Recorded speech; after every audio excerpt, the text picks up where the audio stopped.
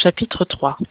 Si quelqu'un offre un sacrifice de prospérité, s'il offre du gros bétail, mâle ou femelle, il l'offrira sans défaut devant l'Éternel. Il appuiera sa main sur la tête de son offrande et l'égorgera à l'entrée du tabernacle d'assignation. Et les fils d'Aaron, les sacrificateurs, répandront le sang sur l'autel tout autour.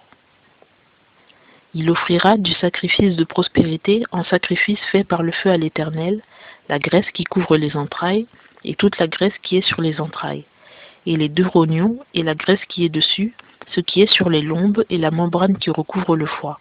Il la détachera près des rognons. Et les fils d'Aaron feront fumer cela sur l'autel, par-dessus l'holocauste placé sur le bois qu'on aura mis au feu. C'est un sacrifice fait par le feu d'agréable odeur à l'Éternel.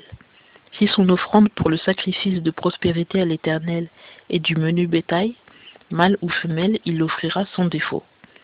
S'il offre un agneau pour son offrande, il l'offrira devant l'Éternel. Et il appuiera sa main sur la tête de son offrande, et l'égorgera devant le tabernacle d'assignation. Et les fils d'Aaron en répandront le sang sur l'autel tout autour. Il offrira du sacrifice de prospérité, en sacrifice fait par le feu à l'Éternel, sa graisse, la queue entière, qu'il séparera près de l'échine, et la graisse qui couvre les entrailles, et toute la graisse qui est sur les entrailles, et les 2 rognons avec la graisse qui est sur eux, ce qui est sur les lombes, et la membrane qui recouvre le foie. Il la détachera près des rognons. Le sacrificateur fera fumer cela sur l'autel, comme aliment d'un sacrifice fait par le feu à l'Éternel. Et si son offrande est une chèvre, il l'offrira devant l'Éternel.